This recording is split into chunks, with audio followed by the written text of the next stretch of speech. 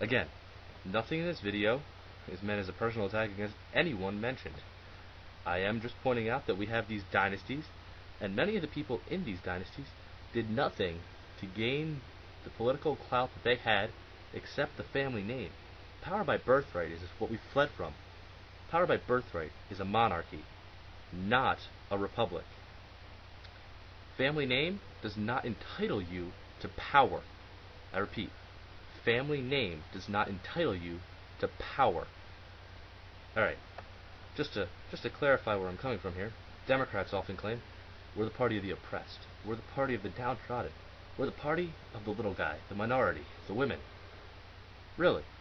So, for 25% of our nation's history, we've had a Kennedy in Congress, and we will possibly see more, and more after that. The little guy? The little guy, you've had the same family in power for 25% of our history. That's not letting the little guy step in. That is the power, holding down those without the power, saying they're for the power, but not really being for the power. Republicans, party of small government and entrepreneurs and small business. Really? Seriously? 10% of our nation's presidencies have had a Bush in the White House, and two more, at least two more, are talking of running. How exactly is a dynasty and monarchy part of small government virtue? It's ridiculous. For the past 60 years, we have had a Kennedy in Congress. For 3 decades, Republican presidents have had a Bush in the White House, either as vice president or president. That's ridiculous. Do you see the power these two families wield? Why? Because they are the two families. They aren't more qualified than other people. They simply have the family name and the power. How much longer are we going to have to put up with these dynasties? These people who get into office because they come from power, not because of what they've done. It's not on power and having power that we're supposed to elect people. This is not the America we were supposed to be given by our founding fathers. Those with power are afraid to lose it, and that's a fact. Recently, a Politico article came out that said the GOP stands in 2010 to have one of the most diverse tickets for governors and senators and representatives, to the most diverse tickets in the history of the United States, with numerous female and minority candidates. However, the article went on to say the majority of these candidates are being opposed by the general GOP party, those with the money. Why? Because they don't have the power. They're new faces, and we can't let new faces in. Just for an example, in Florida, the governor, Charlie Crist, is running against former House Speaker of Florida, Marco Rubio. Why is the party supporting Crist? Well, many claim racism because Rubio is Cuban American. That's not the case, though. They favor Crist because Crist is part of the elite, the political class.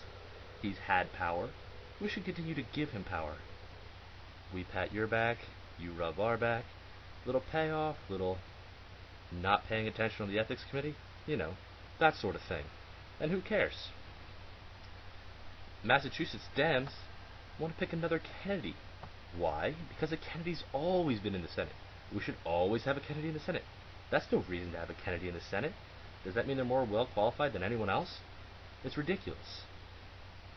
That's why most senators are white males. The media and lots of people want to point it out as racism or sexism, but that's not it at all. It's the aristocracy. It used to be racism and sexism that kept them out. Now, though, the white males have always had power. They want to keep the power. It's not racism. It's not sexism. They have the power because they had it before, and they want to keep it. They have the money. They run the RNC. They run the DNC. With their money, they try and choose their candidates, ones who are friends of theirs, so they can rub each other's backs. That's what it's about, keeping power.